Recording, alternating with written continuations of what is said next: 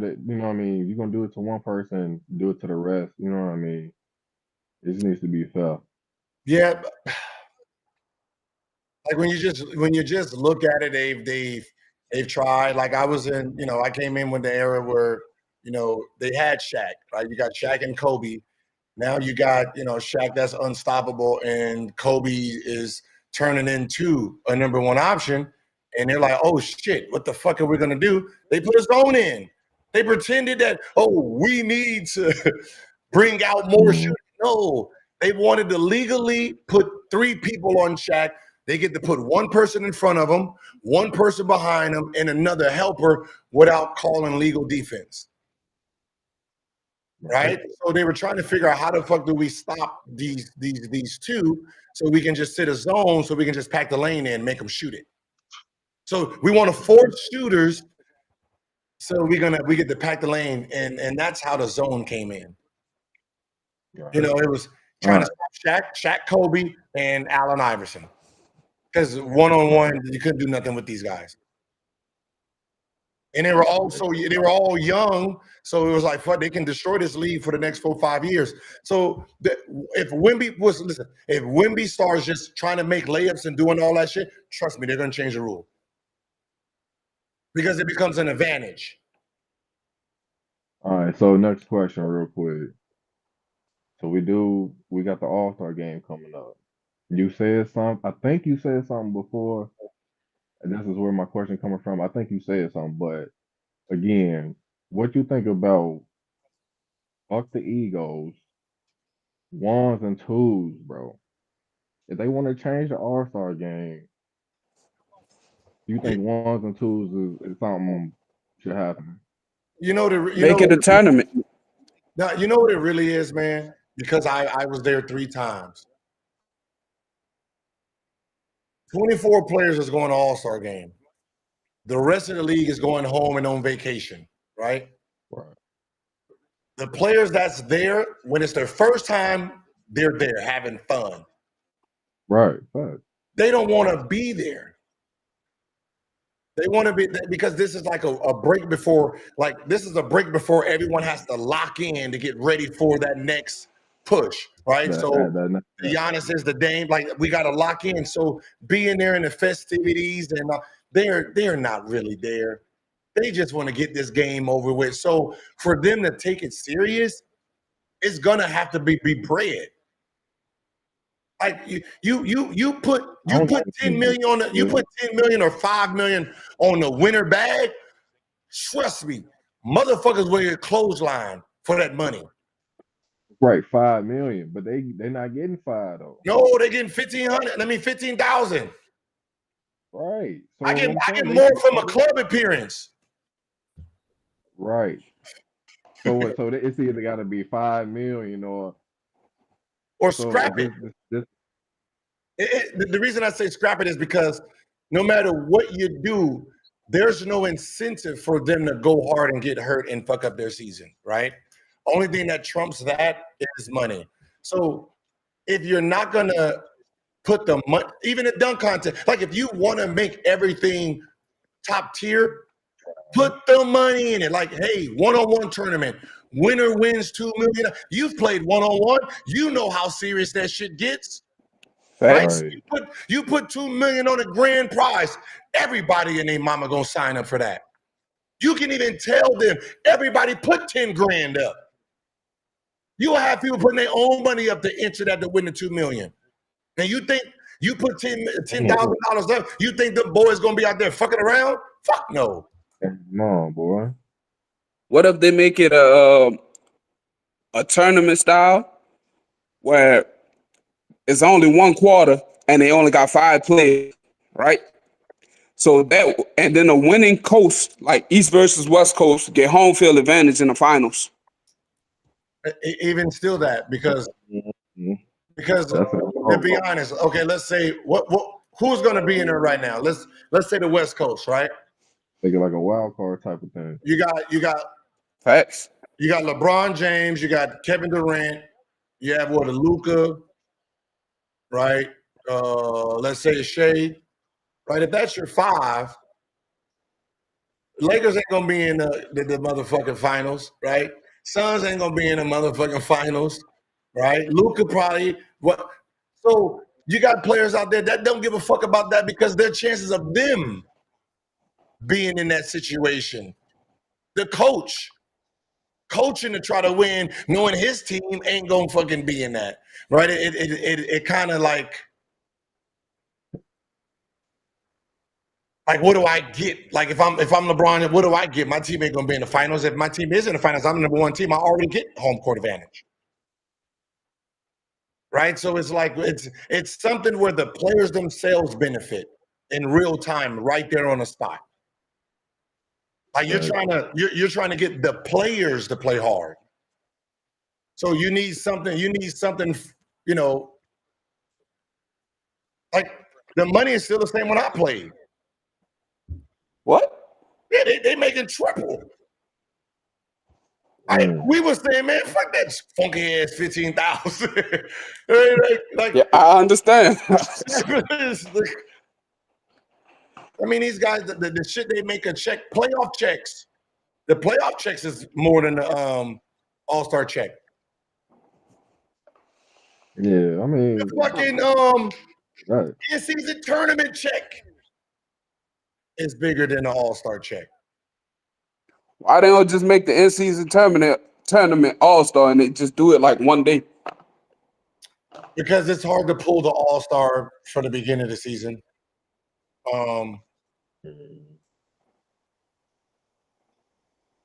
See, it was so easier. Like if you look at 80s basketball, and the reason that they played so hard is because the TV deals at the time, right? All those other teams wasn't featured in the public eye. Like All-Star Weekend was the world seeing it, everybody getting to see all the talent.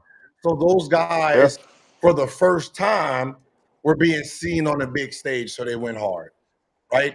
Other teams, even though they knew that the dunk contest was possibly rigged those years, they still had to participate because let's say like a team like Orlando, we don't have any TV games. You can dunk, you got to go. So you can put our jersey on that stage. So it's like advertisement at that point. The All-Star basically was advertisement for a lot of teams back then. And so now with the internet and everything, it's basically you can watch your favorite team whenever. Yep, you can, yeah. Right. So that's so what the advertisement is null and void. It's the game is changed. But I can't say the NBA is updated because that's how they've been selling their TV packages, and that's why the money is so high. Is because they understand social media and they understand platforms, just like Playback, right? Yeah. Where they give them the platform to stream the game and you can talk the game. So they're opening up for the younger generation. And speaking of the young generation, I understand. Mm-hmm. Because I got lead pages just for this. Yeah, and that's, it's the content is consumed a different way. Hello, baby. Oh, my baby's joining me. All right, I'm gonna get off, man. Everybody, welcome Thug Baby, Melly Monaco, my wife. Everybody on YouTube, you can pull up a chair, baby. Everybody on YouTube, if you're watching this, come on over to playback.tv/Gilbert Arenas and join us. You want to sit in the high chair? I mean, you tall. You're looking sexy. Okay, you trying to get you a man? Whatever. I just flew with somebody. You trying to get you a man? Like, what are you trying to do over here? Looking all spiffy. You put your lip gloss on and everything. That's crazy. It's for you. Can you hear me? Who is that? You can hear me? Yeah, I can hear you. It's Angel. Andrew. What up, man?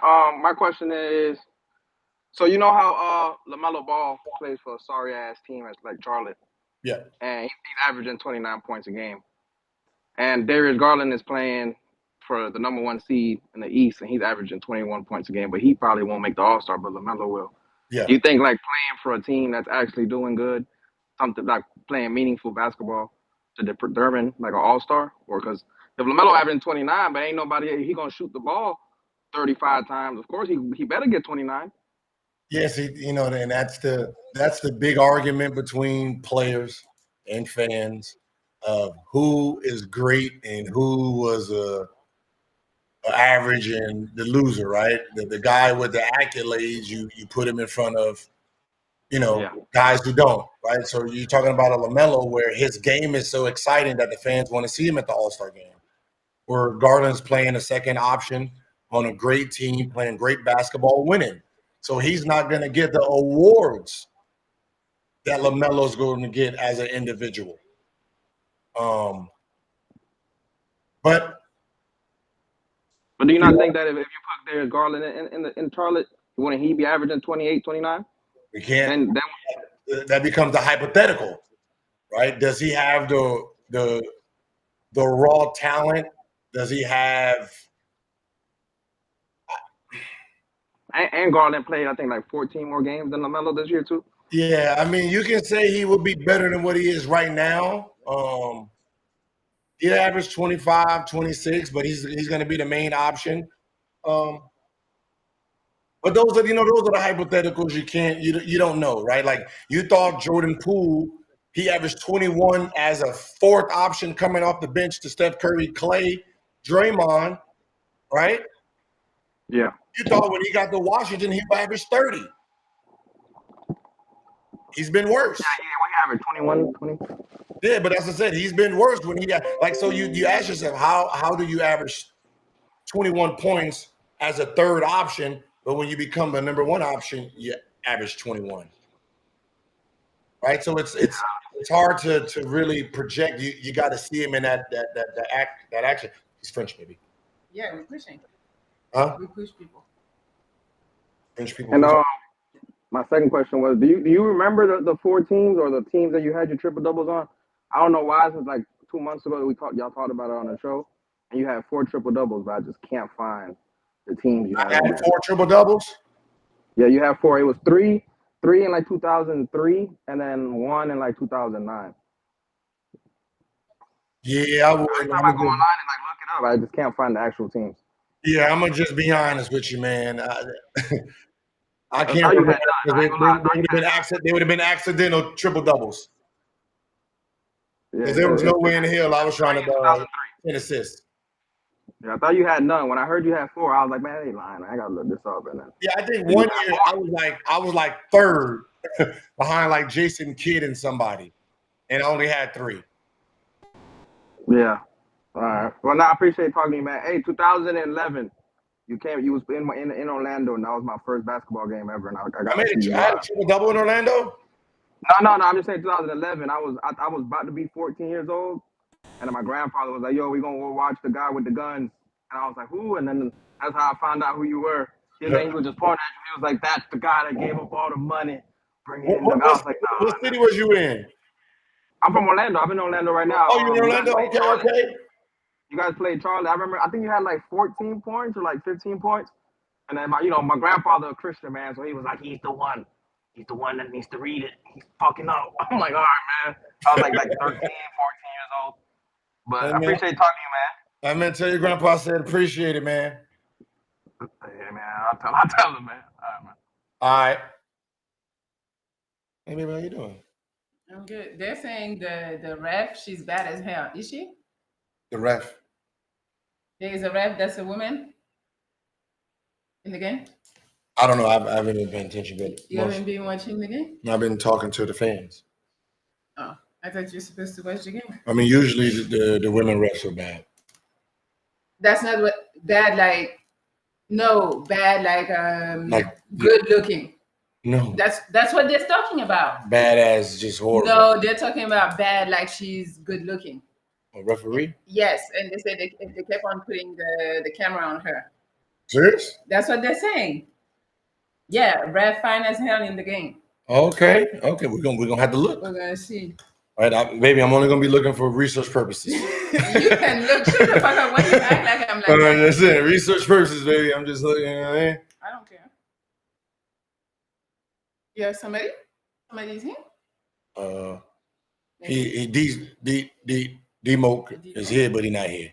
Oh, okay. What up, chat? Everybody on YouTube, if you want to join us, watch the game and chit chat, come over to playback.tv/Gilbert Arenas. Come on, it's free. It's free to join. It's just a link.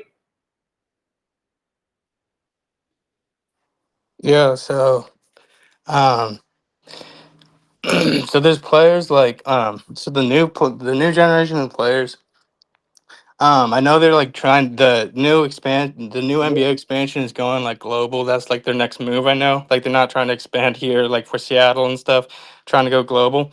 So I'm thinking like what what are the next generation of players like? Do you think it's going to be like less three and more European, more mid range? Because I was watching Golden State Boston last night, and Jalen Brown. I mean, players can make mid ranges and stuff, and obviously Boston is a top 3 point thing at the time right now. But it's funny because they're playing Golden State and whatever. But even though they're dominating, they were shooting mid ranges, and I thought like, oh, that could be a new direction. Coupled with the European influence, that whatever, that could be something. Like if you look at the best players in the league and the best players through history, they dominated the mid range, right? Even the players today, like Luka's foreign, but he kills you in the mid range, right? Shea kills you in the mid range. Who else is up there? I mean, Jokic does everything, right? Mid range, low post. So, all it takes is one team to do something, and then everybody else is going to copycat, right? And that's just everything is copycat. No one is. When Dan Antoni came in with that fast ass offense, small ball, everybody wanted to be small ball because it looked fun, right? Most of the stuff is about business. What is going to put people in the seats? What is going to sell tickets, right?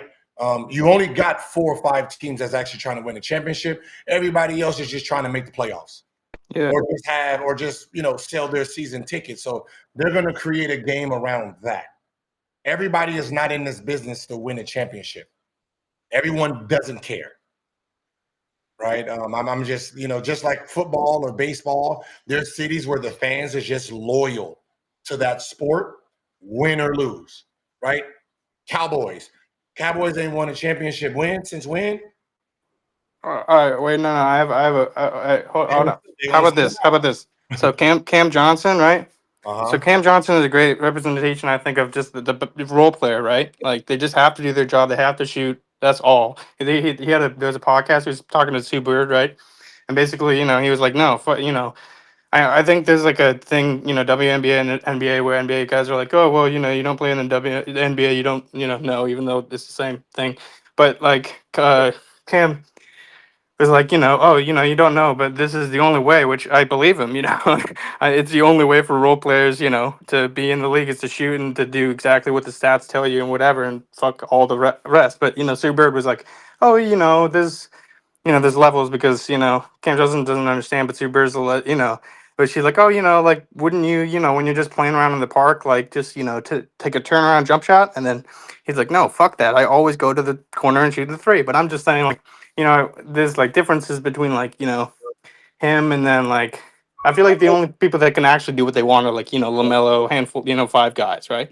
But everybody else, has to be this role player. So do you think, that role player aspect of it is going to change in any respect, with this 3 thing? Okay, when it comes to role players, you create what you want, right? Like if like Ginobili was right, because I'm looking at this. I got the Spurs finals games on right here. Ginobili role was no different than Bruce Bowen's. Sit in the corner and make shots. He played his game and became what he became, right? So I think role players get comfortable doing that, right? Sit in the corner, chuck threes, cool, right? I don't need to improve my game. I don't like. You have to always try to become and have a bigger role. Like Giannis didn't come in the league; he came in as the league as a role player. He didn't come in, he didn't get drafted as a star player. He got bigger, he got stronger. He started doing other things like Austin Reeves. You're supposed to sit in the corner and shoot threes. He started driving, he started making plays. He got more rope by proving he has more than just some corner spot up guy. And I think that's what happens with role players is that they get comfortable. There's more comfortability than anything. Like a Buddy Hield. I don't mean to, I'm just a No, fan, no. obviously. But yeah, like Buddy Hield. They're comfortable with doing exactly what the coach tells them to do. So I don't need to work on my game anymore. I'm just here to fit in, and they just want to fit in. Like if you're the third option, you're fine with just being the third option your whole career versus trying to be the second or first option. So you're not trying to improve your game. You're not going into the summer working on your faults. So when you come back to the season, right? Those 10 plays you got before, now you're getting about 15 because you got something new to add. And that's it's more laziness than it is, oh, this is all they want me to do. No, they really don't. They're hoping you improve to be a star also. Yeah. I mean, okay, that's what I think. Okay. Well, I'm just spitting here, but like, okay, that's why I get mad about like people that get like shit on Paul George, right? Like, what's ultimately, or yeah, really Paul George. Joel Embiid is a little bit different case, but like I think, but like I mean, he got in the same thing. I'm just saying, like, I mean, Paul George is playing tonight. I think he's playing great. But like, yeah, like I think that's kind of shitty. I mean, he's not. I mean, I think he's even if he has more podcasts or whatever, that stat was or whatever. I'm just saying, like, I think he's probably one of the most hardest working players of the NBA itself, and so against that point, it's just like I think it's pretty shitty to shit on somebody that might just not be performing that well at this time, even in that position specifically. You know what happens too is some players don't have the awareness of creating a full package game, right? I remember I was watching. Who was it? It was a workout. I was going through a little bit of everything, right? Working on my overall skill development, and then there was a player down there who was going through his plays, right? Doing the moves in his plays, right? That his whole workout was where he gets the ball. And I'm sitting there thinking, what happens if the offense change? Like, what if they get another player and this other player changes their offense, or you get traded on another team? Like, and you got to dribble the ball now, but you don't dribble, or you don't do pick and roll. You're like, your data is outdated. You can't adapt because you're stuck on your playbook. What if a different playbook comes? And that's what kind of happened. Coach got fired, new coach came in, changed everything up, and this player was irrelevant. And that's what happens sometimes with players. If you don't play an all-around game and don't have an all-around like feel for scoring, you can get lost when offensive changes and new coaches come. Like you got to respect someone like Kawhi because he's shown his greatness every stop he's went. Right? You put him with a group of people, he found out how to be dominant. Right? Luka can be dominant anywhere. Jokic, no matter what offense you give him, he's going to dominate. There's just some players, if you're used to just having the ball the whole time, and now you got to be a shooting guard, and you don't know how to play without the ball. Gil, quick question. If you had to now, Big Dolo. what's the word? My Congrats, Melly. Congrats, Gil. Congrats. Thank you. Gil, right now, if you had to choose out of all the players right now, who you choosing to start your franchise with? Out of all the players in the league right now. All the players in the league right now, they're their same age. I'm saying we ain't got to do the same age thing. Just ask the No, I mean, are they the ages they are now? So LeBron is 40. Yeah. Right. Yeah, So yeah, right now. Everybody. okay. I'm gonna go with. I'm gonna go with either Wemby or Jokic. No Giannis. Nah. Giannis is proven. I ain't gonna lie. No. He's proven, but his style of play has to be like I always say this. Jokic is one of those players that I don't have to be a genius if I draft him. I can now make a whole bunch of mistakes, but he has so many attributes to his game he can make up for it. So he can make me look like a genius. When I pick Giannis, I have to be smart enough to surround him with everything that makes him great. Wemby, I can also make mistakes. Right? He's 7 foot, he can shoot, he can dribble the ball, he can do that. So I have leverage. I can say, all right, I can pick some random 3-man and he can figure out how to make that work. Right? So there's certain players that their greatness is you got to surround them with the right pieces or they're going to clash with the rest of the lineup. All right, second question. Why you always trying to put down my son 3-peat with Shaq? I put down Shaq? No, why do you try to put down Kobe winning the 3-peat with Shaq, saying that Shaq is the most dominant, but every championship LeBron won is super team.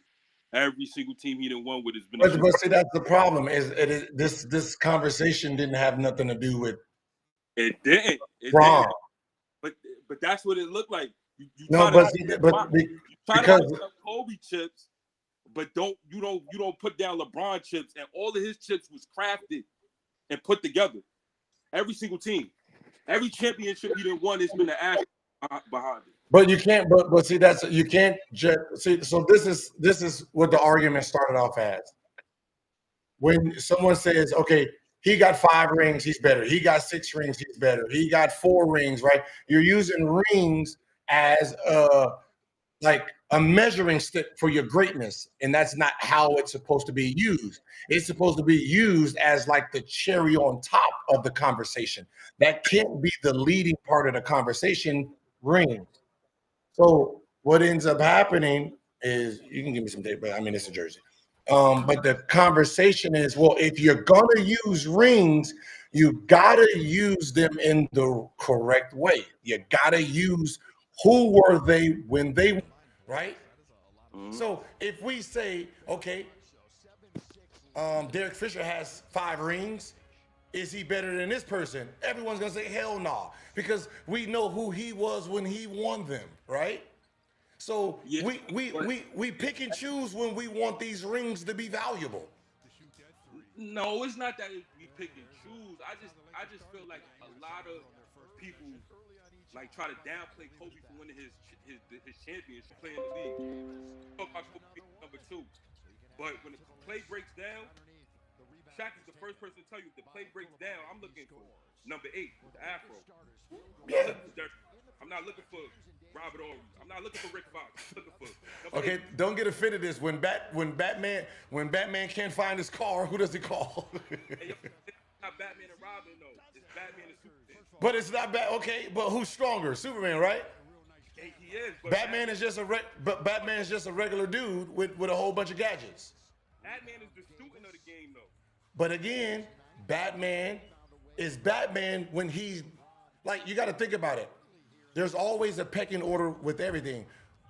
If Shaq is not there, obviously we know who's the number 1 player. But unfortunately, there was a Shaquille O'Neal. So because there was a Shaquille O'Neal and he is the number 1 option, no matter if you say 1B is number 2.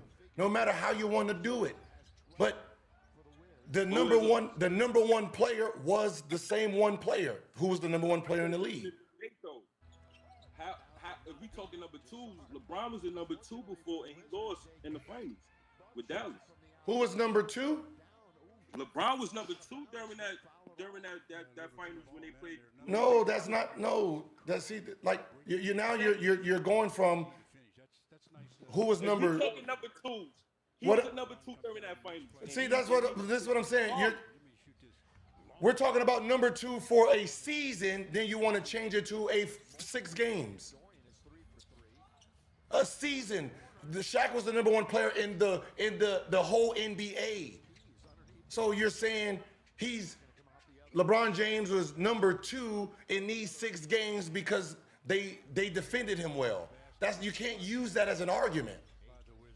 You can't say, oh, Dwayne Wade was number 2 for 82 games and half the playoffs, and then these 6 games he was number 1. Ha, LeBron James.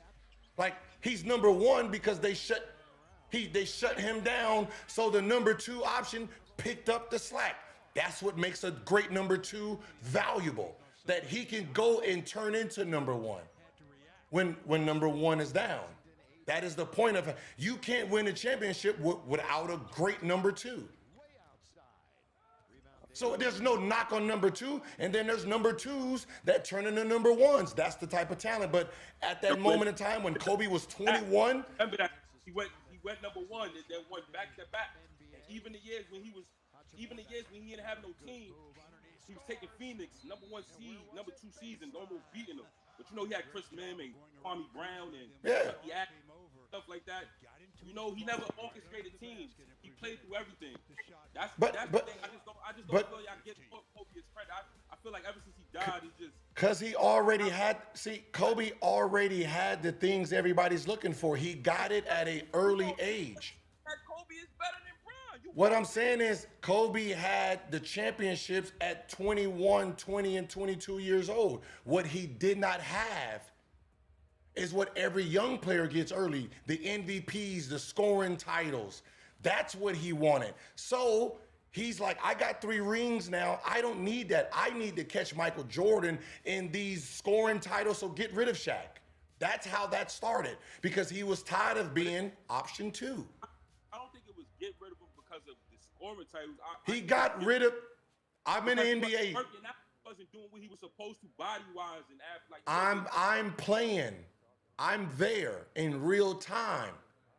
The problem was, and at the end of the 2001-2002 season, he felt he should have been more credited for what happened, right?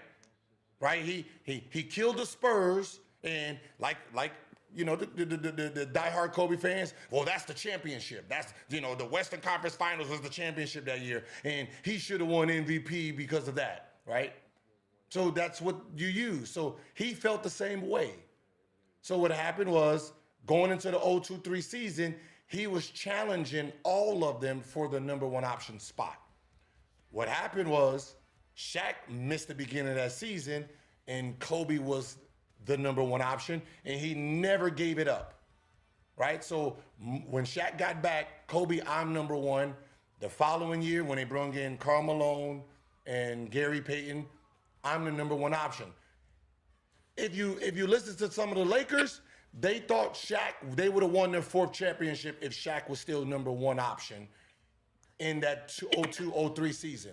But unfortunately, it didn't happen. Kobe took over. And at that point, Kobe was like, I don't need to win anymore. I want to get something that puts me, I need to show people who I really am.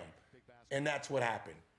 So you get rid of Shaq, get rid of Phil Jackson, because Phil Jackson is team-oriented. And I need to show people, I need to unleash all of me. It's like James Harden in OKC. He goes to Houston so you can see exactly who he is. And once he did that, now it's back to winning. This is what I need, get rid of this person.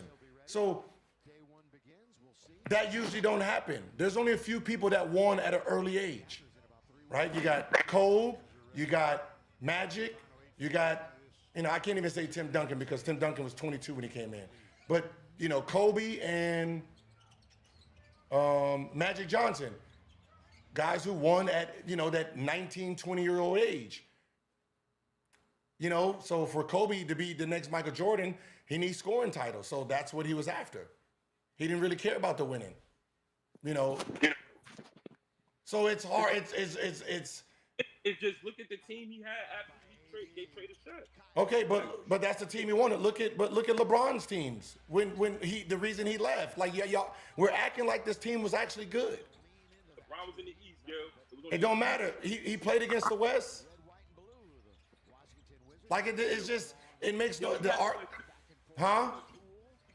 You had to win 50 games with the West just to even be in the AC. In the East one, you had to win about 45 games. But yo, you was on the Wizards. Y'all was only winning like 45 games. But he didn't win 45 games. He won more than that. Yeah, he did in the weak Eastern Conference, yo. Huh? In the weak Eastern Conference. Okay, but what did he do against the West? What did he do? He went to the Okay, now I like. Laws. Okay, so now if I use that same, when I use the same technique, like Kobe's my favorite player. So when I'm defending someone else's greatness, people think I hate Kobe. He is my favorite player of all time. Right? It don't seem like it, but I don't shit on greatness to pull other greatness up, right? Like this is what happens. This is what happens, and this is what people don't understand. Ron fans don't like you to keep it real. This is what people don't understand. There's a top 75 list, right? The voters voted for top 75. They all had a meeting on where they're gonna rank them in the top 75. So there is an official list of where everyone's ranked. What happens is you don't like their judgment because of how you feel about your player. So now you use your opinion and the stats you want to use to make him better when they used all of the metrics. See, when you're saying this player shouldn't be this, you're only going to use what makes your argument correct. And you're going to discredit the other person by using whatever makes him look bad. The people who came up with the list, all of the information was put into the machine. So that means when they're looking at this list, Kobe's rookie year, averaging 7, counts. His sophomore year, averaging 14 coming off the bench, that counts, part of his legacy. The back end of his career, hurting his Achilles, those years count. You can't discredit those and just use the years you want to use.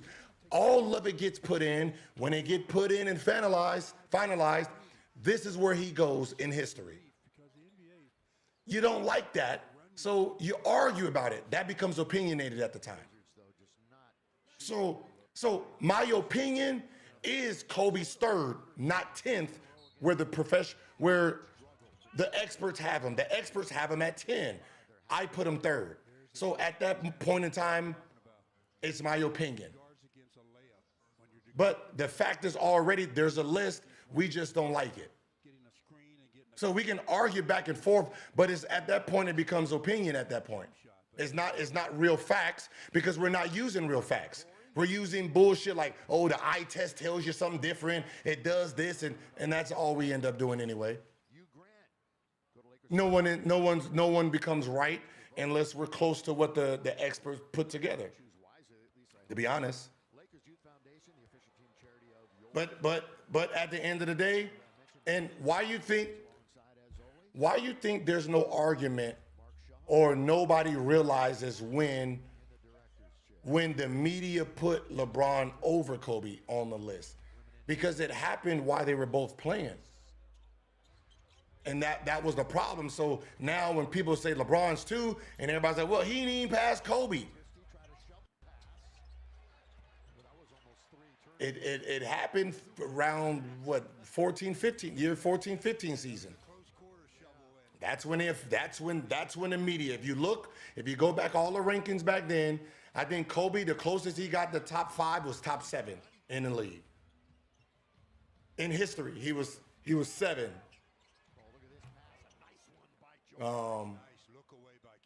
I think his best year was, I think the 2000. 12, 13 year is when he was ranked all time. Wanted to know the information too. When did the consensus put LeBron over Kobe? And it was back in 2014-15 season. You just got to take in consideration that Kobe started off the first 2 years that way, and he ended, on Achilles injured. So, the meat is the meat. It's still on how you start off. Like, when Luka continues his career, remember how he starts off. He starts off averaging 20 something. That helps the argument for those GOAT debates. How you start off. LeBron James averaged 20. Same thing with Wemby. Right? You gotta put all of the data inside the argument. You just can't use what you want.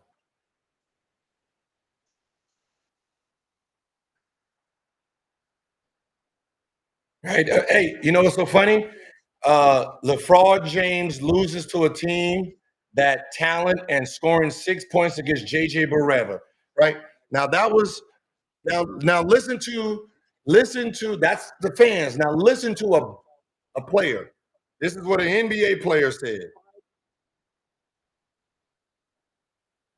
I asked him, I said, during the finals against Miami, what was the game plan against LeBron? Because I had a conversation with Scap, and he used, because you guys use the same series, the same 6 games. He said, our job was to pick him up early, don't let him get ahead of steam, go under on pick and rolls, help from both elbows to stop his drives, keep him out of the paint and transitions at all costs. I said, okay, that's how y'all contained him. So was it straight up on D Wade, or did y'all do the same? He wrote, Braun was shooting something crazy from the field in the playoffs, like 58%, but he only shot 17% from the field outside of 15 feet. He said, yeah, we just let Dwayne do whatever. We had to focus on LeBron. So the focus was on LeBron. D Wade, you play how you want to play. He said, we switched matrix on D Wade to take away his post-ups. Dwayne Wade was killing J Kidd on the block. Had to put a bigger body on him. And then he said, why are you up at 4 a.m.? And I said, shit, I'm on a diet of no sugar. And without sugar to put me to sleep, it struggles. So I'm playing Call of Duty at 4 a.m., right? He said, how long you doing this? He said, I'll do it also. So he's trying to lose weight too. And I said, at least 30 days. I said, I'm just looking for 3 abs. I don't need all 6. He said, what made you want to know the 2011 LeBron James scouting report? So this was the scouting report. Now listen to what he says to the Kobe fans. I said, I was having a debate with a Kobe fan, and they brung up LeBron choking against you guys. And he said, we swept Kobe's ass that same playoff run. So you can use what you want to use, but from the players, they swept this Kobe's team in the playoffs, and wasn't they champions the year before? You look at one side of the field, and there's a whole spectrum. Kobe's team got swept against that same team. And that's from a player who played against him. I like to know the scouting reports. Right? The scouting reports tells the story, not the way the game played. Like, you can't say someone is option 1, like Dwayne Wade was option 1. No, he wasn't option 1, because if he was option 1, he would have been shut down. He would have been shut down if he was option 1. Right? Your job is to shut down option 1. You want option 2 and option 3 to beat you. That's when Gasol had his great games, it's because they were keying in on Kobe for Gasol to do. Let's see if you can carry. Okay, I see the fucking the Washington Wizards became the Washington Wizards. You done, Gil? What it do? What's up? How you doing tonight? I'm doing good. I'm doing good. My Appreciate question is you for coming up. already. My question is basically, so I heard you talking about the OKC Thunder and how they're going to fall off. So I know that's an outcome. Is this possible? My question is this possible for? Can this be an outcome too? Basically, if they have all these draft picks, if they just keep drafting good and developing good, can they just keep these guys? Okay, so look, this is let's Basically, rewind it keep them all the way. guys they're drafting. Yeah, but okay, so let's rewind it back to the original OKC, right? You had you had an MVP and a guy who was fighting to be the number one option. Then you had James Harden as a six-man coming off the bench. The only reason they kept James Harden off the bench is because they was trying to minimize how much he can make, right? Because the best six-man was Ginobili, and he was the all-star. So you can't make more than Ginobili was the thought. Yeah, So they they didn't were want to keeping show his him full off the bench. potential. Huh? They didn't want to show his full potential, basically. Yeah, so they can afford him, right? But Houston was like, we don't give a fuck about what you trying to pay. This is what he's worth. So OKC couldn't afford James Harden, right? Now you fast forward to this. You have a team that's young, right? So there's nobody under hard contract. So everybody's young. So the fact that everybody's playing at a very high level, you actually have to pay them. You can afford these contracts, right? Shea's gonna make 260 something. Then you have Jalen and Chet up at the same time. One of them has to get fucked for you to be able to keep them both. Then you already have who under contract? Dorton signed him to a deal that you probably are going to regret because now you're going to need that money for Jalen and Chet. So now it becomes chess. If you want to keep those three, then you got to get rid of the Dort, the all these other players. So you end up breaking the team up in some form or fashion anyway. So you're also saying basically they wouldn't even have the money to pay the people they draft? Nah, right? The only reason dynasties are made from bad contracts. When you look at Spurs, if you go look at Tony Parker's contract, he only made 60 million. Ginobili was like 40-something million, 50-something million. Hell yeah, my number two, my 1 and 2 option, that's all they're making. Perfect. Right? If you look at Golden State Warriors, the person who got fucked early is the reason they were successful later. Steph Curry, because of the bad injuries, he signed a $60 million deal. He didn't sign the max deal. So what ends up happening is when KD was up, they're like, shit, we got max money. We can go sign a max player. That's how you get a max player because your best player wasn't on a max contract. He was only on a $60 million deal. So that's how they got to afford Kevin Durant for 2 years because of Steph Curry was on a bad contract. All right. Like Jalen Brown.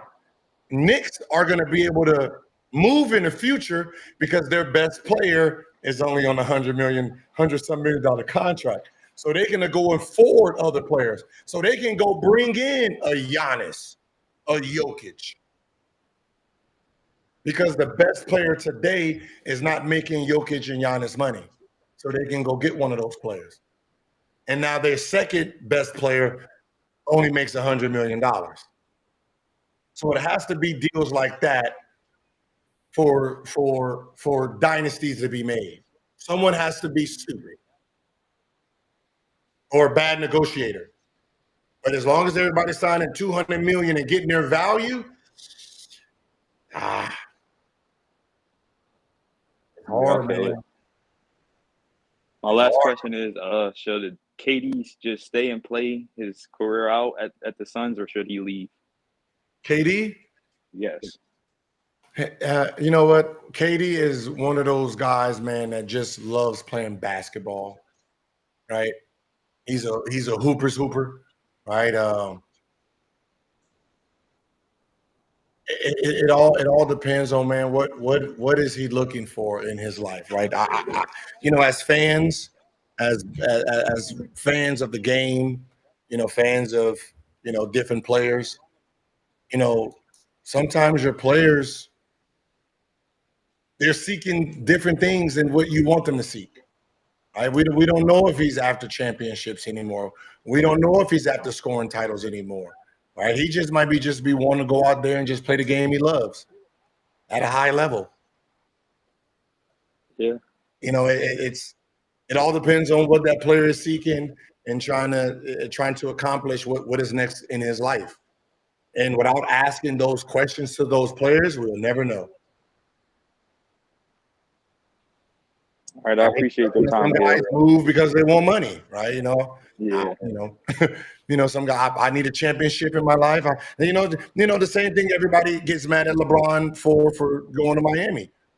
He wanted a championship. He already had two MVP, 2 All-Star MVPs, right? Scoring title. I don't know if he had a scoring title, but scoring and all. He had that. What he wants is a championship. And then he leaves, he's soft, right? Kevin Durant, right? He has the MVP, the scoring titles, the 2 scoring titles, all NBA fucking 6-7 times by the age of 28. What he don't have is a championship. Yeah. Right? He can't get his franchise. See, I don't think people use and put franchise in people's legacy. His franchise was moving backwards. They went to the championship and then they digressed. In his mind, they don't look like they were going to be trying to win a championship in the near future, so he leaves. Same thing with LeBron. They don't look like they're trying to do anything to help me win a championship. He leaves. Yeah. Right? It's the same thing that, the Bucks fans is sitting there with Giannis. The same thing people are saying about Steph Curry right now, right? Are they going to help build the team around? If not, can he leave? Is he going to leave? Like, we use these arguments and we ask these questions when it benefits arguments that we want to make. Right? We're talking about, should Giannis leave? And my question is, are you going to talk shit when he does? Do you think he should leave? If he still wants to win championships. You don't see him winning there? He is probably just a piece away from being back. It's just the right piece. I think just Middleton has injured himself out of being a great number 3. Right? If they got a Jimmy Butler, champions. Right? If they got a Bradley Beal, champions. Because what they need is a guaranteed 18 points that can defend and defend his guy. And, you don't need another 25-point scorer. You need a guy who's going to guarantee you anywhere from 16 to 19 points. That's not going to be a liability. Yeah. That's all they need.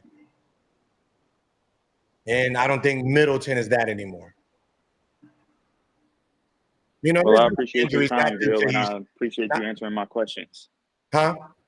I say I appreciate your time, and I appreciate you answering my questions. No problem. Thank you for coming up. Everybody on YouTube, come on. If you want to come over here and ask questions, come on over to playback.tv/me, Gilbert Arenas. Join us with watching the game. Hey, what's up, Bill? Ignoring these new cheerleaders with sweatpants on.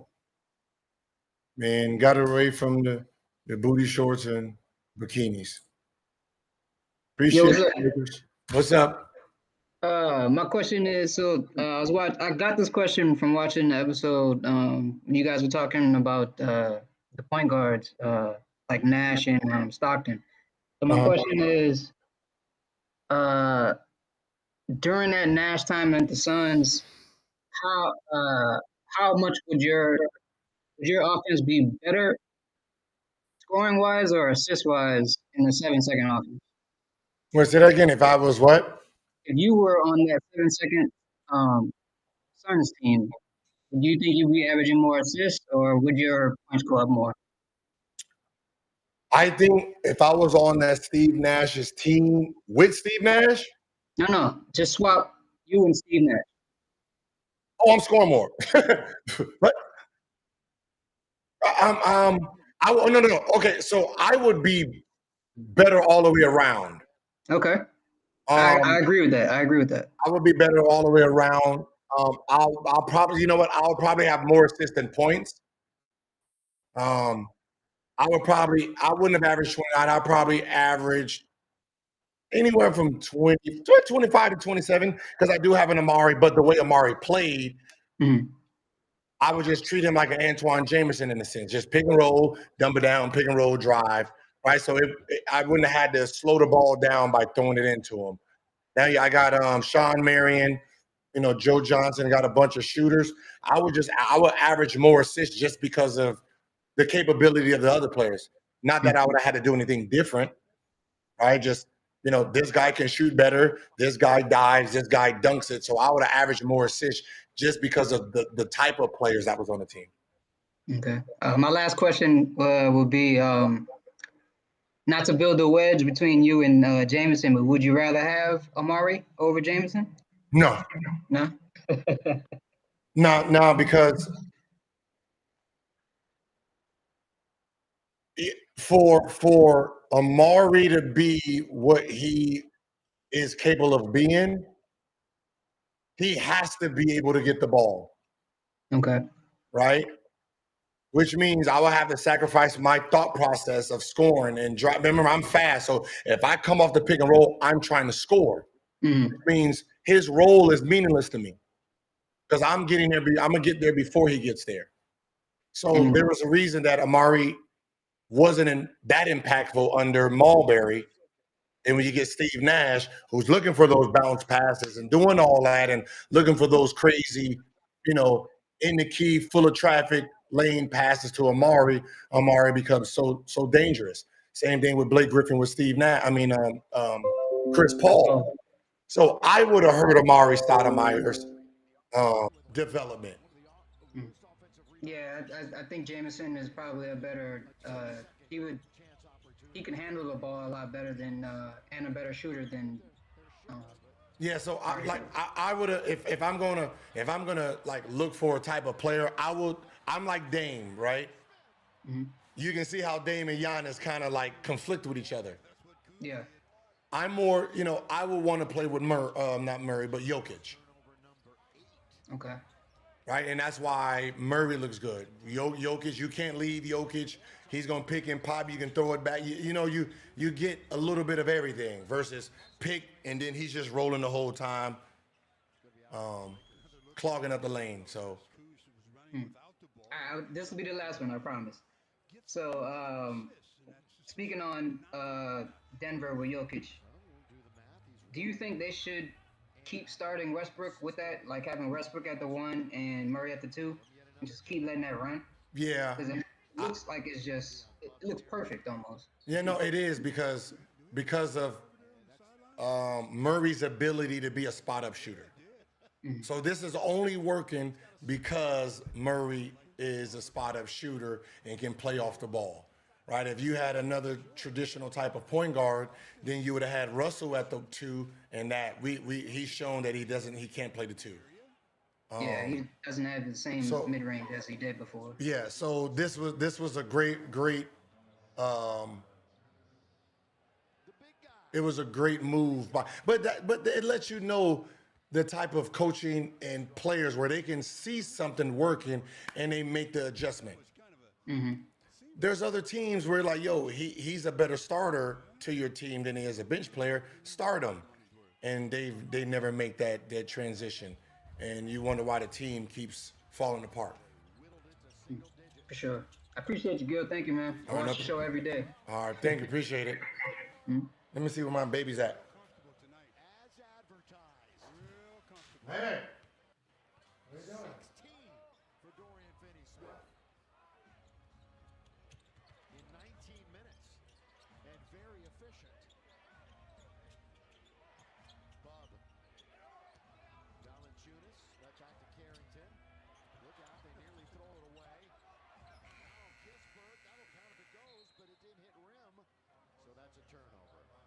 It's funny how one bad pass can just completely mess up your whole offense. And that one errant pass forced him out of everything. Yeah, they had George chasing out by the timeline. 8:41 left. 95-80. Dorian Finney-Smith, 6 out of 8 from the field. Nice. 4 of those 6 are three-pointers. And Reeves going to scoop and score, just gliding in. Timeout. It's back to 17. Well, he really uses his speedometer very, very effectively. Just floats around at about 30, 35 miles an hour, and then all of a sudden hits the speed limit. Gets into the paint, puts the Lakers up by 17.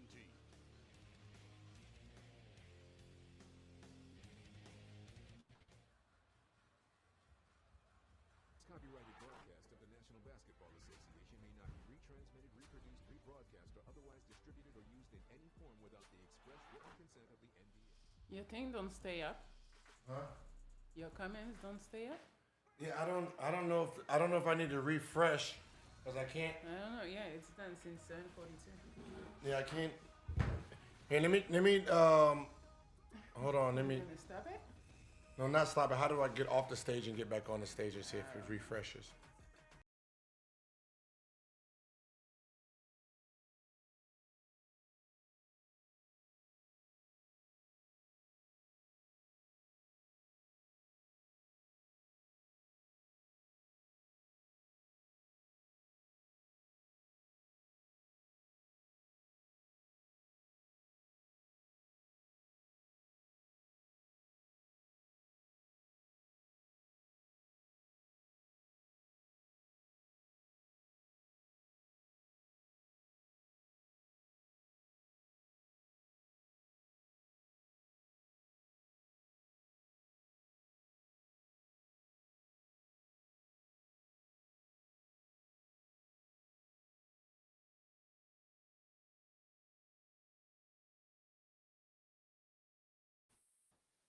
You good now? Yeah, I'm good now. I can see the jet. Ooh, somebody said it was smelling. Let me smell. I've been sweating. Oh, you've been sweating? Yeah. You don't want to sweat these hands, man.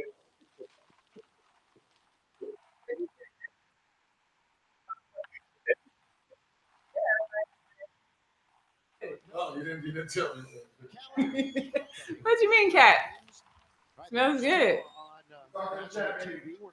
Where are you going? Hi, chat. What's good, Mel? I'm good. How are you? Hey, congratulations on your marriage with Gil. Thank you. Yep, we watched it. We saw y'all love story unfold in real time. It was mad beautiful. Thank you. What see first? I think the first time I seen y'all was when you did the interview. You did the interview at his house. I did an interview at the house. Yeah, you did like an interview. It's something where y'all two was sitting together talking in the early days. It was nice, you know. Okay. I know what you're talking about.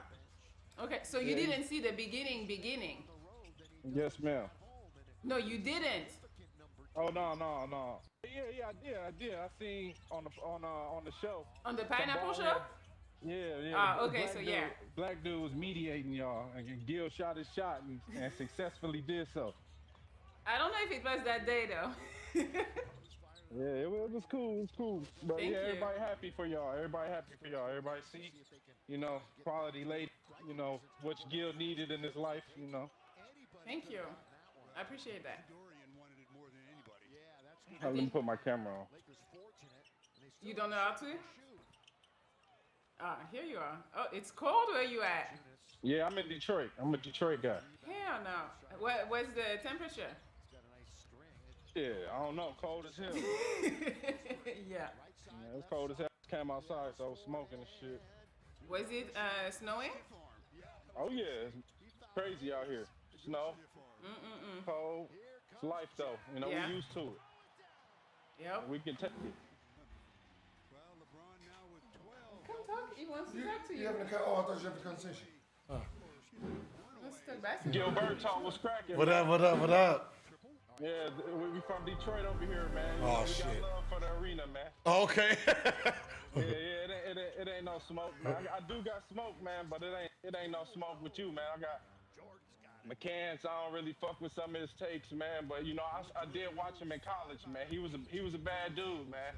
You know, not a lot of people give him his credit, man, but he was projected to be a real dude, man. But you know, it ain't work out, man. So just because your career don't work out, don't mean you're a bad player, man. You know what I'm saying?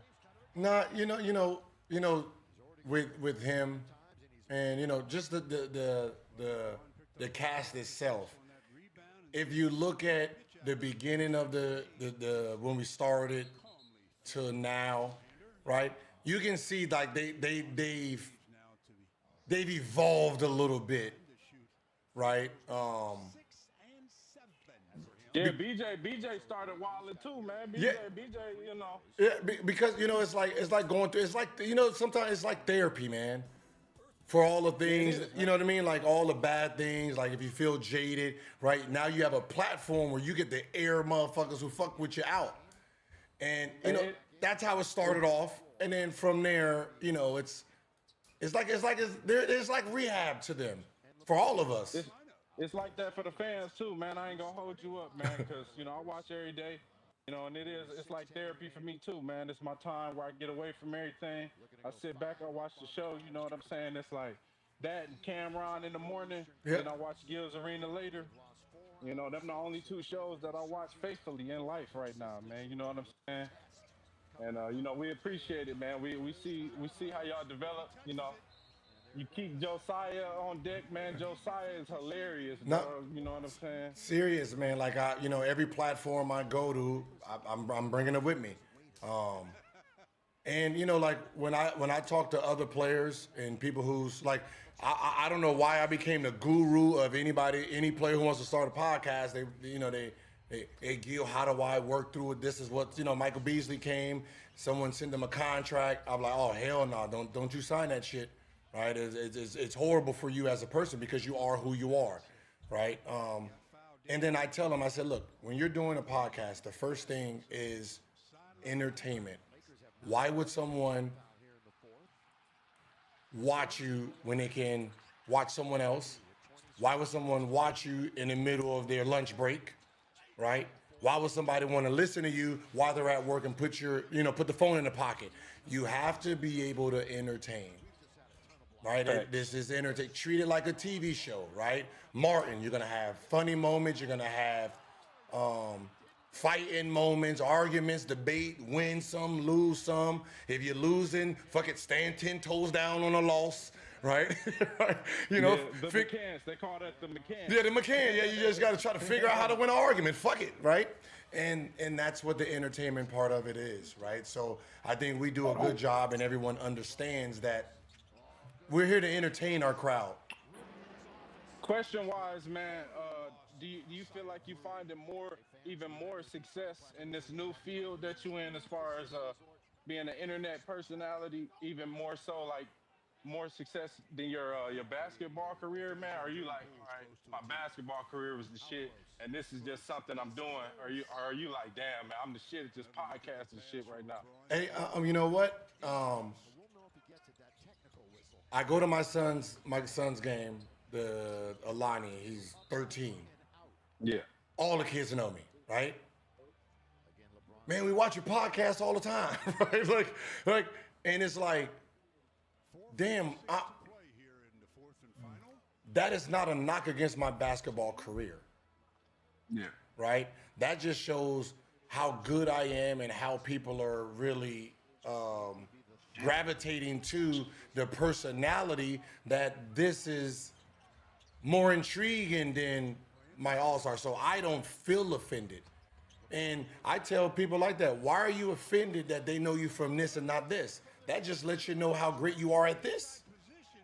that they don't know you did that, right? You know, most people know Charles Barkley from what he does, not how he played. Yeah. That means you were good enough. That means you took it serious enough to get a second career. Because there's Hall of Fame players way better than me, was way bigger than me during their playing time. But the after basketball, we're not even on the same planet. Yeah. Right? We both walk into a gym. You was a Hall of Famer first ballot. You God. We walk into one of these middle school gyms, and you got all these AAU teams. They won't know you like that. They don't have the juice no more. They don't have the juice no more. You didn't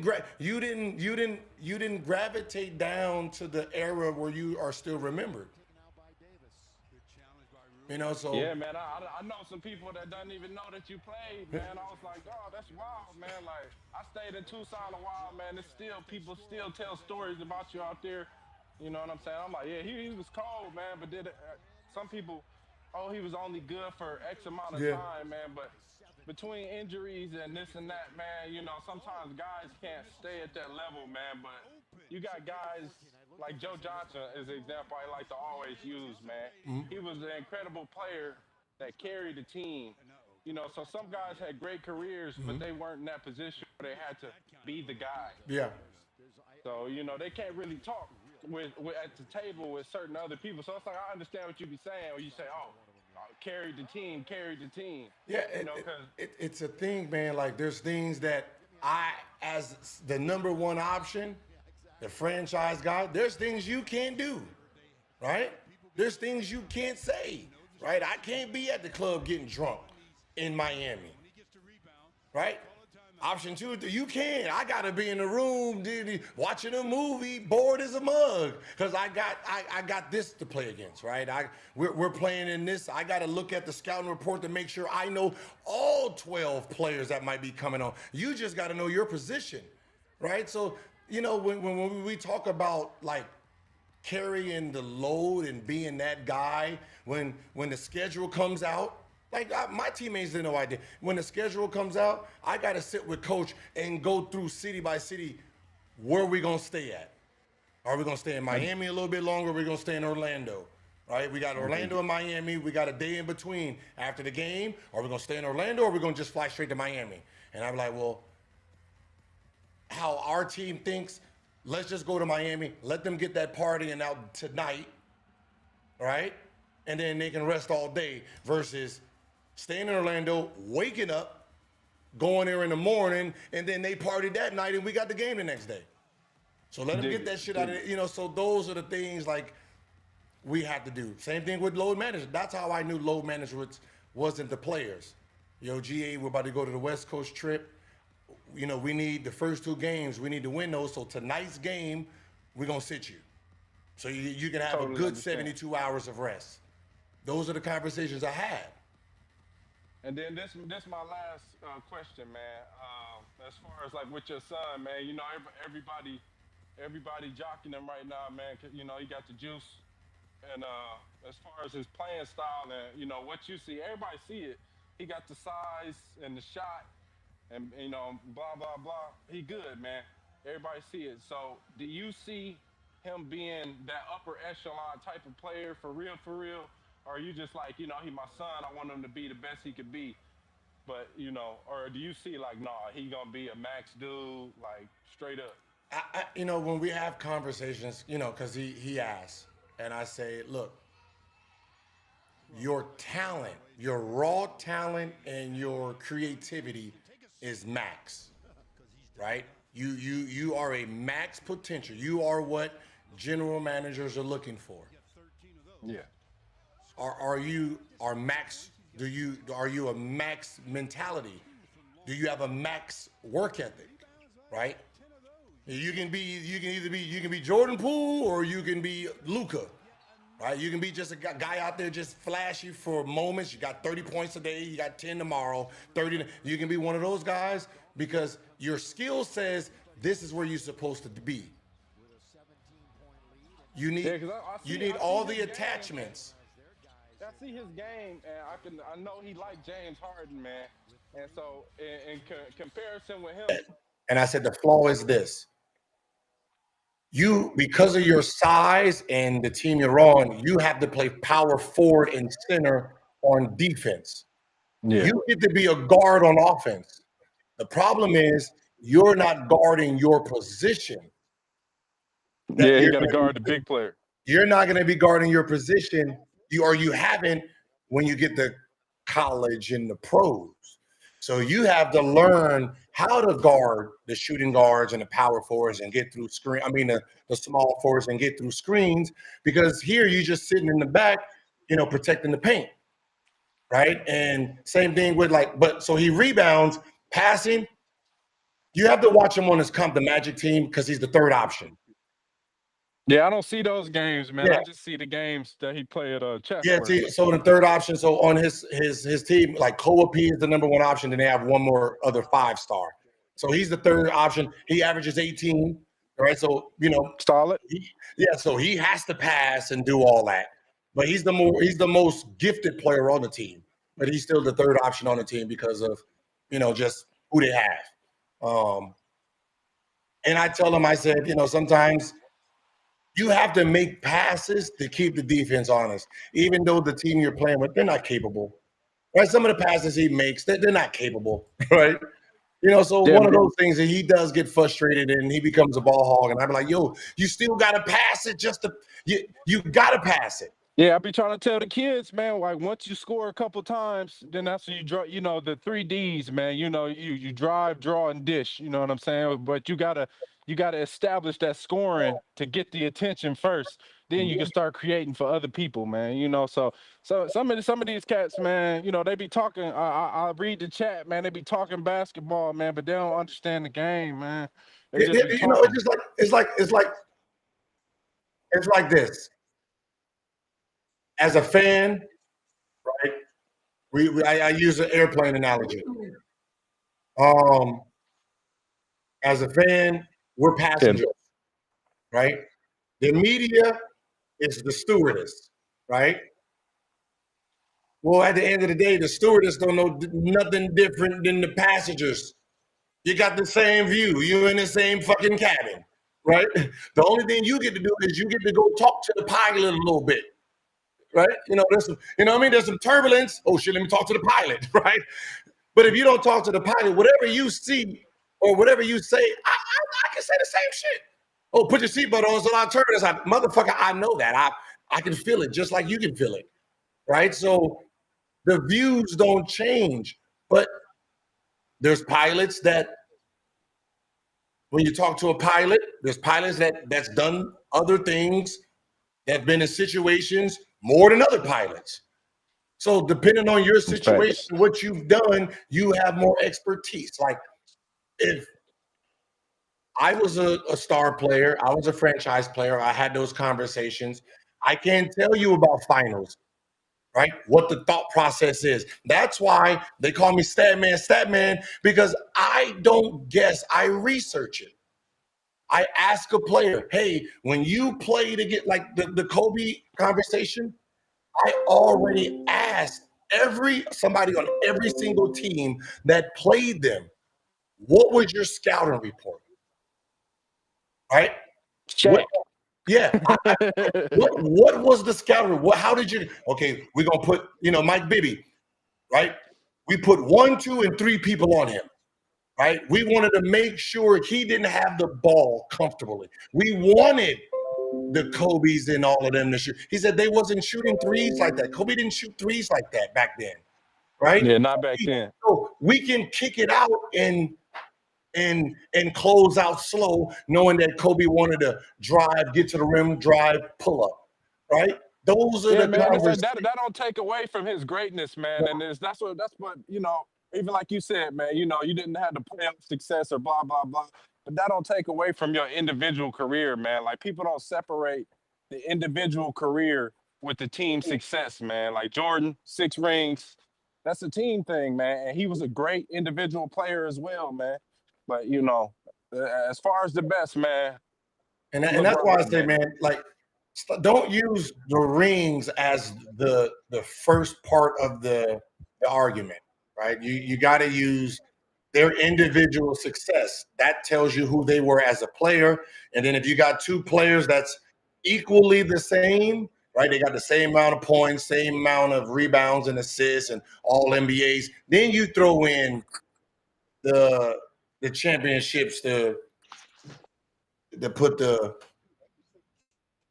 what's that? Kobe didn't make threes like that. Second most field goals missed all time. That's messed up.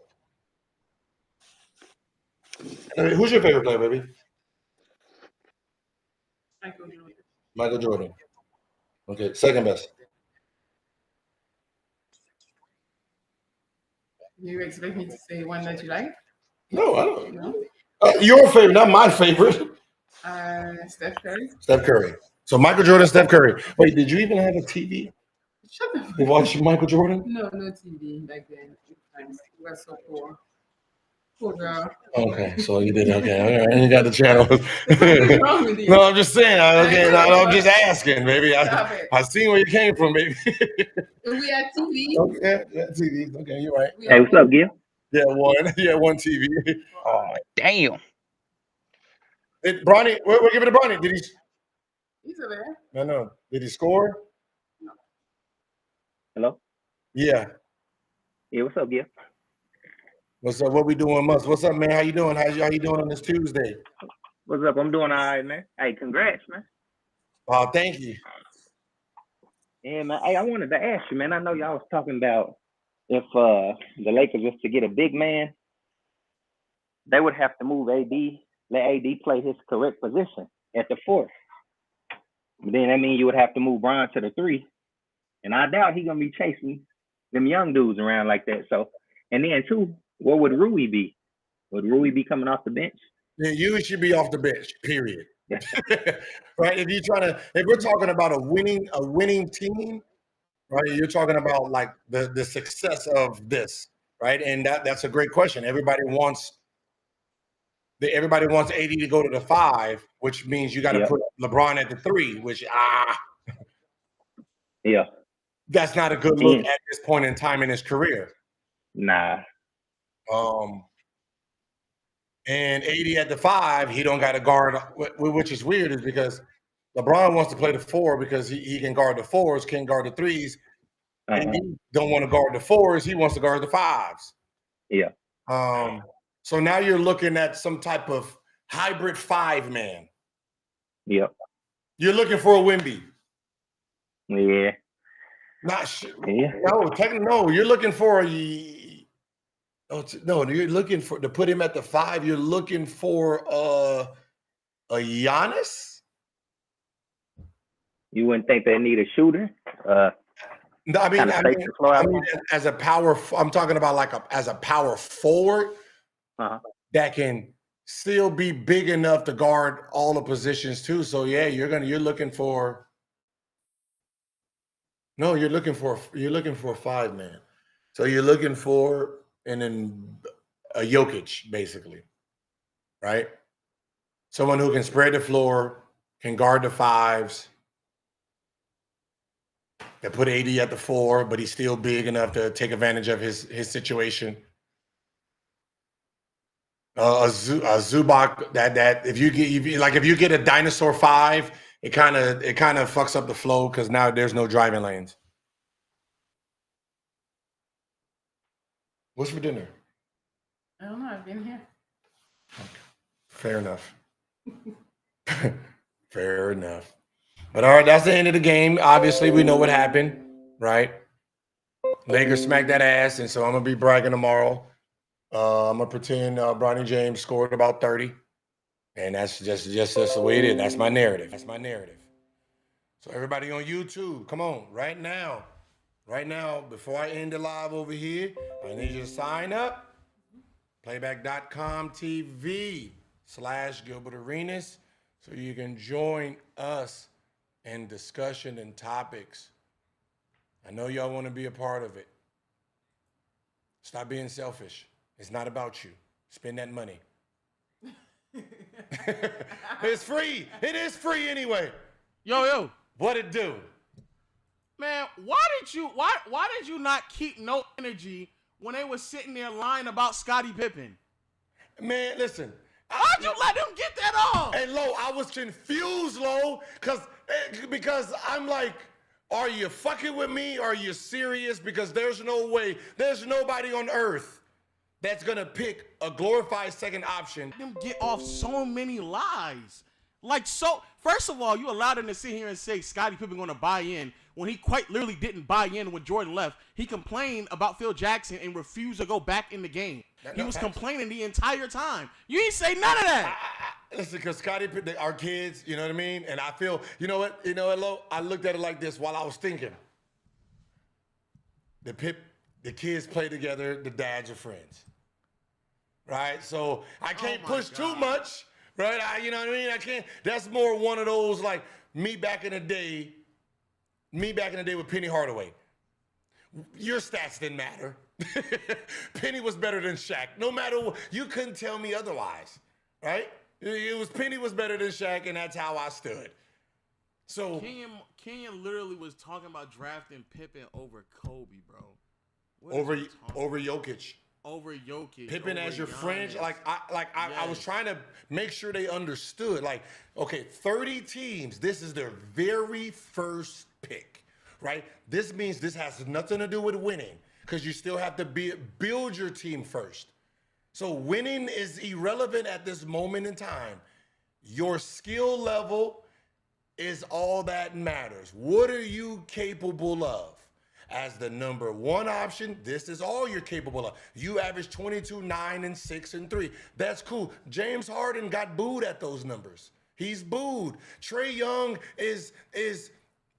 don't even make the All-Star with those numbers. Shit, he don't make the All-Star with the numbers he got. Right? So you're telling me that this is the numbers you're glorifying it when that is all option number one. Everybody else is picking unicorns. And you're picking a dude that you said, no, you can put him in this, put Kawhi, put him, Jimmy Butler, we're going to put all of them in the same group. You ain't putting Magic Johnson in the group with anybody. Tim Duncan, Shaq, Wemby, Jordan, Kobe, Giannis. Right? You're not, they stand alone. There's no group of the same type of players as them. So I figured I won once he started grouping them niggas together. And said, yeah, just put these 12 is all kind of the same. Once he did that, I was like, yeah, you can pick them in the second round there. No. Yeah, absolutely not. Scottie Pippen would be late second round. At earliest mid-second round, but more than likely late second round. And he has no reps as a first option. And he doesn't have the scoring skill set at all to be one either. And you said the same thing the other 5 general managers said. One said hell no on the first 30, but he said 45 to 60, possibly. Right? Possibly. Depending on who your first pick was, possibly you get a glue guy. But for the most part, he's going to be a third rounder. Yeah, you're gonna try to get your number 1 and number 2 option, and then try to make him his skill set as your third best player. And that's why, chat, Scottie Pippen's overrated, man. Scottie Pippen's another one who overrated with John Stockton. They both just overrated. Just overrated, bro. They're great players. Nobody not taking nothing away, but they like. And did you? Come on, we putting them in the wrong. Did you notice he had both of them? Which is crazy. I'm like, you got two second options, and then you got Jason Kidd, who's a number 1 second option, right? So your whole team started off as second option. So you picked a second option in the first round, second round, and third round. Now, who is the go-to guy? Nobody. And that's the problem, because by the time you get to the 4th round, there's no go-to guy. None. They're going to build their team with a bunch of glue guys. Like, come on. Bunch of glue guys. Just everybody glued up. Nobody really can't create on their own. No, bro, no. So, I don't know. That was a nasty thing. You were just sitting there allowing to get that off. Yeah, man. You can name every MVP and it would be better than Scottie Pippen. Like, yeah, no facts. And I'm going to just be honest with you, Lo. The person I'm arguing with, right, he don't see the views the way the world sees them, right? There's no room. There's no room that you foul me, I get up and say, yeah. No, that's a hit. That's a slap. That's a punch, right? So at some point, when he started getting that look in him, you got to realize what he's capable of. Oh, What he's capable of. You feel me? Those play his right. Low, there's been plenty of people slapped in the locker room for less conversation than what we was having today. Okay, all right. All right, y'all having like what's so funny is for letting me know though. Most NBA fights, those are the conversations. What, off of other players? Yeah. Arguing about other players is most NBA fights. Talking about top 10s and top 5s. So I might get so I might be able to have somebody crash out. All right. Man, my motherfuckers get to arguing and talking shit and Now we standing on, now all logic goes out of the window. So you just wasn't going to be combative because you didn't want to be the next victim. Yeah, I wasn't sleepy. I wasn't trying to be put to sleep, man. Got my girl watching and stuff, man. It's hard to walk upstairs and then she gonna ask, "How was the show, baby?" Even though she just watched what happened. Okay.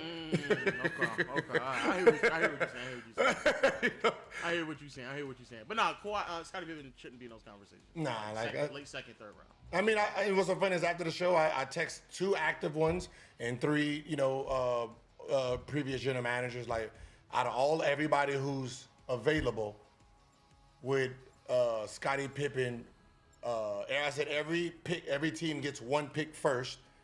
I said, would Scottie Pippen go top 30? And it was like, no way. It was like, everyone's available. Like, I said, yeah, everyone. It was like, no, he's not going top 30. Not even close. Not even remotely close. All right. I just check on that. I appreciate it, man. I'm glad you have, man. Let you know sometimes, you just got to stand down when motherfuckers start sitting. Hey, once they sit up into their chair, you got to think how fast can they get over there. You know what's so funny? I'm looking at the clip right now, and that motherfucker sat up like once he stood up, you got to, oh, wait a minute. Wait a minute, God damn it. That's right. Gil got all animated with his phone. He sat up. He was like, "Okay, let's." Yeah. My phone ain't necessary right about now. Really that big of a deal, man. We ain't gonna drag this on too much longer. Hey, I'm over here. I put 9 and 1. Just one more 1.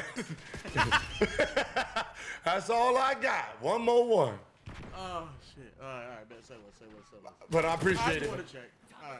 All right. Thank you, man. Hey, thank you, Playback, everybody for joining. Appreciate you. See you next time.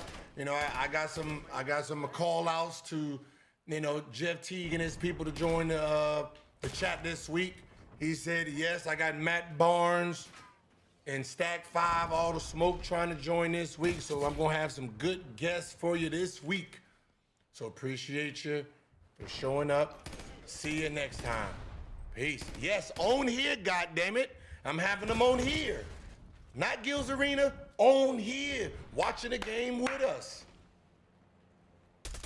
So this week, hey, let's see. Be honest, Jeff Teague was supposed to be tonight, but he had a game because he's still active. So I think he plays in an adult league. So hopefully we can get him for the next game that should be probably Thursday or Friday, y'all. All right, see you then. Peace.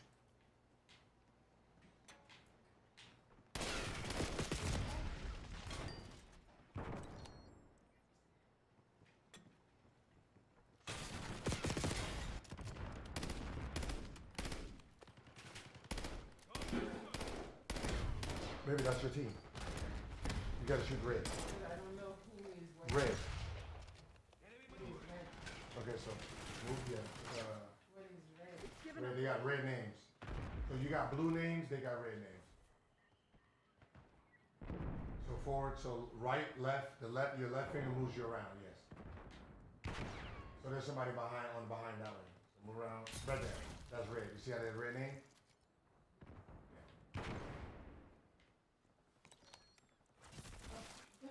They stabbed you. No, that was the first time. No, they just watched the replay. Now you're back. See that person? That's it. No. You gotta move to the left. Yeah. He's gonna probably run around. He's coming behind you there. Okay. So look, just for the future. All right. So this is forward and back, right? This one right here. Forward, back, side to side. This is up, down, left, right. Right? So this is how you move forward. This is how you look. So it's easier. So this is the button that does this. Right, then you got zoom in and stuff like that. But, so you just, all you're doing with this one is just moving side, and then you just.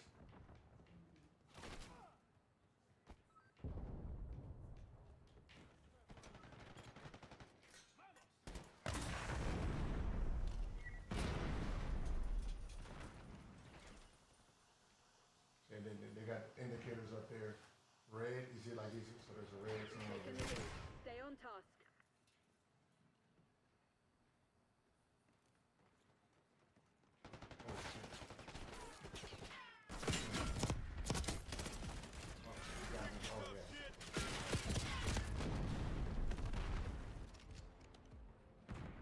Get a counter UAV in the air.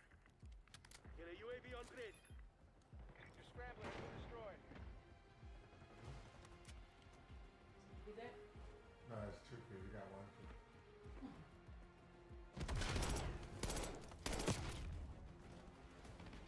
No, you got it. Thank you.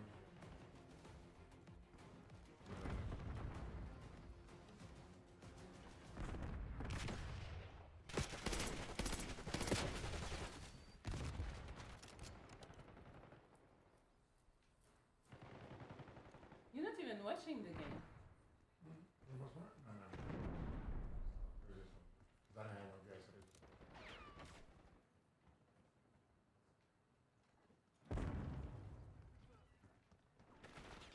Enemy scout post detected.